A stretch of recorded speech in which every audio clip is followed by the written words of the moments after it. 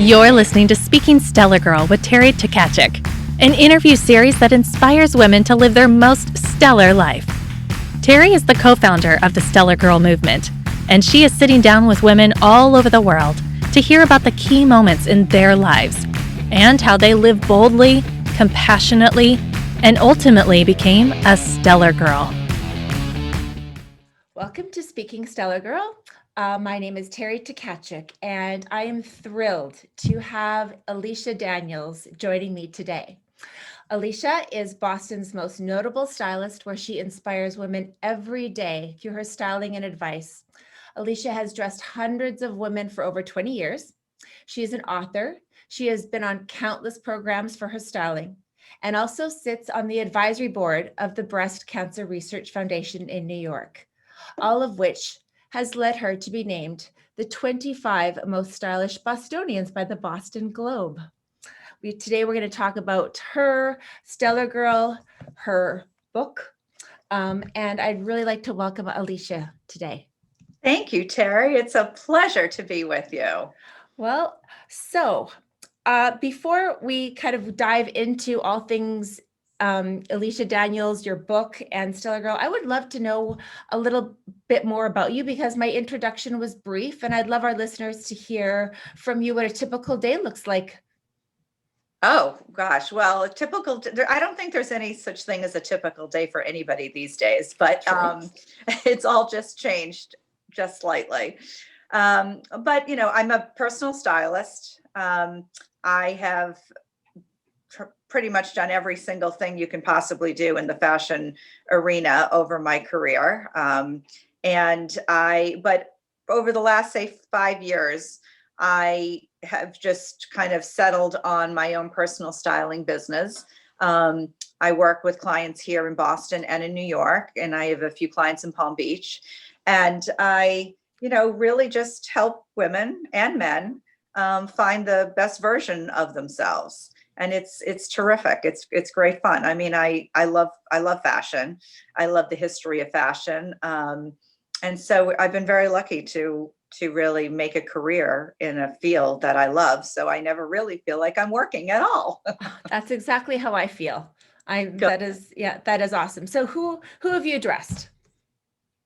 Well, I don't have a list of celebrities that I've dressed. I dress regular people every day that are living their lives either in the public eye or, just in their own offices, or even just when they have a social occasion, a wedding, a party, that kind of thing. I've kind of, I've definitely, made a roadmap of my business, that I don't try to be everything to everybody. I just work in the arena that I've carved out for myself. So you dress men and women? I do, men and women. Fantastic. Mm-hmm. And go ahead. I work mostly in the luxury sector. So I'm not, like I said, I'm not everything to everybody. So I really just work with high-end designers. And you've attended many fashion shows? Many, many fashion shows, and I miss them terribly. It's really one of the things that I really, really miss about, this past year of lockdown and no shows. It's just, going to a show every season and seeing what, this incredibly creative, talented person has created, and what the inspiration behind the collection is very inspiring. And it really helps me not only just help my clients, but also help them, reimagine what's already in their own wardrobe, because sometimes you see old things come back again, and you see it in a new way. And I really, I miss the shows for that. It's also inspiring to meet up with other colleagues and see other people and what they're doing and what they're wearing. Absolutely. Do you tell your clients to shop their closet ever, to put things together that they don't normally would put together? So you do go into their homes? Yes, absolutely. I do closets. I do closets for people that don't even use me regularly, as a stylist. I do a lot of closets. And actually, one of the things I've been doing over the past year is doing interior design of closets, structurally redoing closets for clients. Well, that is new and exciting. So Yeah. that's how you're pivoting your business It with is. this change. It is one of the ways that I have really pivoted my business over the past year. So, and it's been great. It's been great fun, and it's been a real learning experience. Absolutely. So within Boston and New York and Palm Beach, do you still get to travel during this year? I haven't really traveled much at all. No. So you were mentioning, I do follow you, of course, religiously on Instagram. You were mentioning you miss Putty. So you miss the shows there. Spring, summer is always my favorite. Mm-hmm. Do you have a favorite designer? Oh, I do. I have a few, actually. I do a lot of business with Carolina Herrera. I'm a huge fan. I do a lot of business with Michael Kors for his collection line. I do a lot of business with Christian Siriano, who I love. But I love, I'm a huge Valentino fan. I love Stella McCartney. I know her well and sell a lot of her collection. I think there's different things for different people. Sometimes you just want somebody who's a wonderful master tailor, and then sometimes you just want someone who's a wonderful, couture gown designer. So depending on what you need for different clients, I appreciate and love lots of different, designers. How, do you feel that you tell your clients to dress for their mood or for their destination? I think I tell my clients to dress for their lifestyle. I think when you're, a mood is a fleeting thing, and it's, when you're spending, investment dressing, it's a little, you dress more for, your lifestyle. I also don't believe in just, wearing a collection for a season. I mean, you buy pieces that are investment pieces that you love as much 10 years from now as you did the day you bought them. I dress that way for myself, and I instill that in my clients also. I love nothing more than when we can pull out a, Chanel jacket from 15 years ago and, put it with a new leather leg or a new, trouser shape. Timeless. That makes me so happy. And yes, it's timeless. I love that. I absolutely love that. So while we're on the topic of other women, who inspires you? Who do you feel in your life that you can look to as another stellar girl? Gosh. I have a lot of people who inspire. My mother, of course, really always inspires me. She's 88 years old and lives by herself, and gets dressed every single day, no matter whether she's going out or not, and wears 5 different leopard prints all together. I mean, she's awesome. I love that. She's a huge inspiration, but I have, lots of people in my life over the years that have inspired me for one reason or another. Mentors that I've had, that 2 actually main ones that have passed away. I was lucky in my younger years of starting my career. I had women in my life who were older, 20 years older than 25 years older than I was, who really paved the way and taught me so much, just as a person and in the business. So I was very, very lucky. But I like to think that I have, our mutual friend Nash, she inspires me. She's an inspiration because she and I have the same, DNA, in fact, in terms of that we can, pivot and turn our business around and make it something else, depending on what's happening in the world that we're living in. That anyone who can do that, who can reinvent themselves, that always inspires me, because I think that, if you live long enough in this world, we all have to do that at some point. So, I like to think that I'm inspired by people I meet all the time. Yes, I find that within travels, and I'm sure with all of your travels as well, you have met hundreds of women that have inspired you, and that we don't talk about enough. And that is why Stellar Girl became about and became this movement and this community that I'm hoping that will be global, that we can all look to each other and find that inspiration and find that hope within each other, and look towards that person without judgment, and love and learn from them. I agree. I think people, what you're doing, what Stella Girl is really incredible, because I think people need to hear about these people, and sometimes are inspired then by somebody else, somebody in their life that they may not have even really thought about. Correct. And through this connection with you, and then looking through your history and your book, and which I will get to in a minute, I'm inspired by you, and I would have never met you if it wasn't for this movement. Right, exactly. No, I think that's great. So I will touch a little bit about health before I segue into you as a breast cancer survivor and as an author, because we always talk about our health and how that is important. And I talk about that on Stellar Girl as well, that we need to take care of ourselves, not just a spa day but also either yoga, meditation, a form of exercise. I know that you have dogs, a beautiful pet, 2, I believe. No, I have one. I was caring for one last week. Caring for one. I saw. I was watching a friend's puppy. Yes. Fantastic. So what is your self-care routine? What do you like to do for you? Well, I love to walk.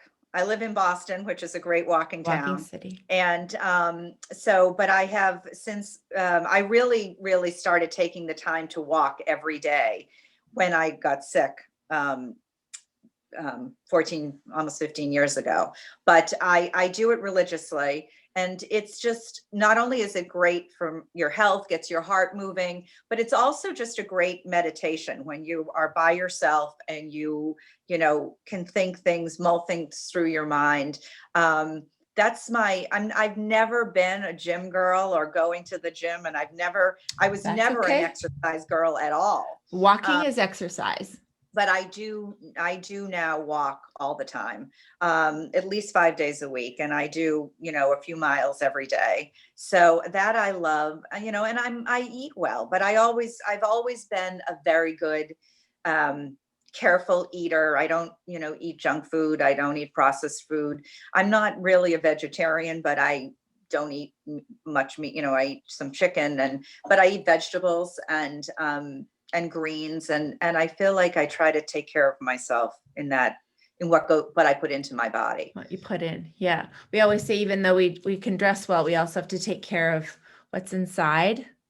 Yeah. Yes. And your health is everything. It really is the only thing that matters in the end. It is number one. We always talk about, our lists of what's important in our lives, whether it's our family, our friends, whether we have kids or not, or pets, our faith. But if we don't put number one, our health first, as you know. So true, Teri. Yes, agreed. Yeah. So let's talk about that. Let's talk about you as a breast cancer survivor. Let's dive into this. I would love to. I can't wait to finish it. We scheduled this last week, and I just I'd love for you to talk a little bit about your journey. Okay. All right. Okay. My journey is a happy journey in the end. So, that's because I'm still here after 15 years. But on my 40th birthday in 2006, I was diagnosed with stage 3 breast cancer. It came out of the blue. I have no history of it in my family. And I found I'd never had a mammogram. I was not yet 40. And I just scratched myself during the night and under my arm, and I felt this bump under my arm. And, believe it or not, I thank God I acted on what I found, because I'm usually like Scarlett O'Hara, tomorrow is another day kind of thing. And I put something like that off, but I didn't. And I had this big tumor under my arm, and it had gone up into my lymph nodes, and I had a mastectomy, and it was a horrible moment in time. But thank God it was a year of my life. And, I had the surgery, and then I had chemo and radiation, and it was awful, and you lose your hair, and you lose your lashes and your eyebrows and basically your identity. And it's hard. It's just really hard. But I survived, and I had great care, and I was blessed, and I'm still here. But I wrote a book about surviving breast cancer with style, and it was published in 2009, and it has helped thousands and thousands and thousands of women. And it was my way of giving back, I guess, or paying forward my good fortune. And what I found was so sad and unsettling to me during my journey. I would go to chemo to I'd be sitting in the infusion room at Dana-Farber in Boston every other Wednesday, and I would go to my chemo sessions basically dressed exactly like I dress every single day. And to me, it was a time for me to just go get this done, get the red devil in my arm, get it done, do my emails, and then leave and go. Sometimes I had dinner plans after that, depending on how I felt. But I would see people sitting in the infusion room that had no hope and no more zest for life. They literally thought they were going to die. And I do feel that, and everybody deals with things differently. So it's not, I'm by no means saying that my way is a better way than anybody else. And everybody feels and handles things completely differently. But I felt that you had to have hope. You had to have, at least some form of positive energy to fight this. You have to believe that you're going to live in order to live. And so many people had lost that will. And I just thought that was very sad. And if I could help anybody, and I did, I tried, I would walk around saying, put some lipstick on, you'll feel better. And that's where the book stemmed from. And I wrote it with a dear friend of mine who was also coincidentally went through breast cancer within 6 months of me. And she came at it from a completely different direction because she was a young mom. Okay. And had 2 little babies. Oh. And so she was fighting not only for her life, but for their lives, because she didn't obviously want to leave them and she wanted to see them grow up. So we both came at it from completely different ways and handled it very differently. But we really wanted it to be it's a happy book. It's not a sad book. It's positive. And it really just tells you what to expect when you don't know what to expect. Because I think that's a lot of the fear that women have in terms of breast cancer is, how am I going to handle this? How am I going to feel? What am I going to do when my hair starts falling out in clumps? And how can I, what do I do when I'm bald and I don't want to wear a wig? How do I wear a scarf? And, just that kind of thing. So I'm very proud. I think that book is my proudest achievement in my life to date, because it has helped so many people along the way. And you had a co-author?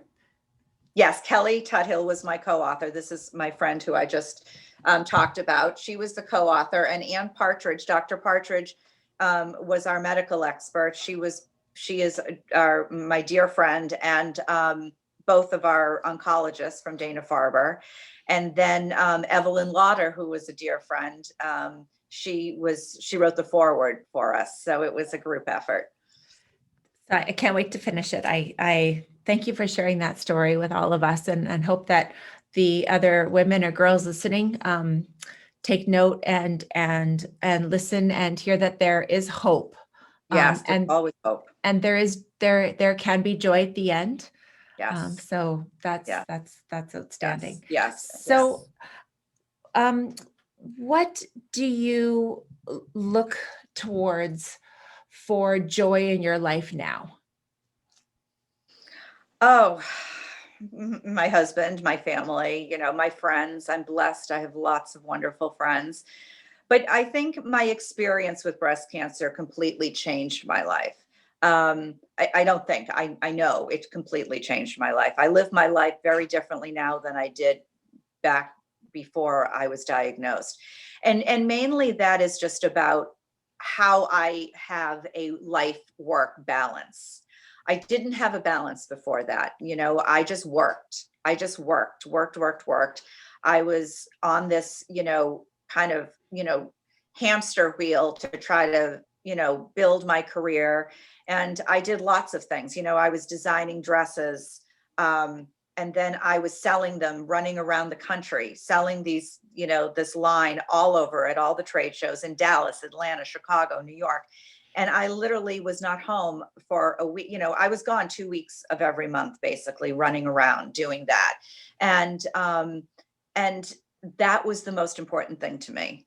And I got sick, and suddenly none of that was important to me. Suddenly I spent a year fighting for my life, and just to live was important, the most important thing to me. Mm-hmm. And then I got through my treatment, and then we wrote the book, and then I ran around the country promoting the book. And that was the most important thing to me, was to help as many women as I possibly could in the journey that I had been through, that they may just be starting. So, and that's sort of how I really rejiggered into my personal styling business, because it allowed me to still help people and to do what I loved, but to do it on my own schedule and on my own terms, and really spend more time with my husband and my friends, and just to travel and explore life and to live, versus to be on that hamster wheel of, what's the next thing in my career? Okay, I've gotten to here. Now I've got to get to here, to here, to here. That just suddenly didn't really matter as much anymore. I love to work and I love what I do, mm-hmm. but I didn't want it to dictate my life anymore. I wanted to dictate how my life, was, and how it rolled, and how I spent my time. So, and I felt that an incredible privilege. I was diagnosed at 40, and to learn at 40 what some people don't learn their whole lives, mm-hmm. I felt incredibly grateful and incredibly, humbled by the fact that I had learned so much because of my diagnosis. I think anytime you're faced with your own mortality, it certainly changes your life. And so good came out of bad for me. So I was very grateful. That's so inspiring. And I truly hope that the listeners today, and that the Stellar Girl movement going forward, and the Stellar Girl community going forward, can inspire and as many people, hopefully as you have, with your story and your book, and your life. And I so appreciate you coming on, speaking Stellar Girl today.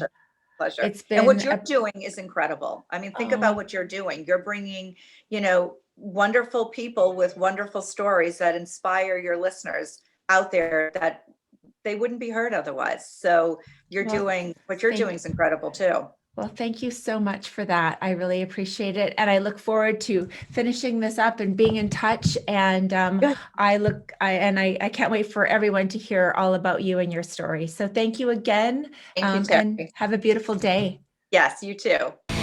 Thanks for tuning in to today's episode. Make sure you subscribe to our YouTube channel and hit that bell icon to be notified of new episodes. To learn more about the Stellar Girl movement, please visit us at STELLARGIRL.com.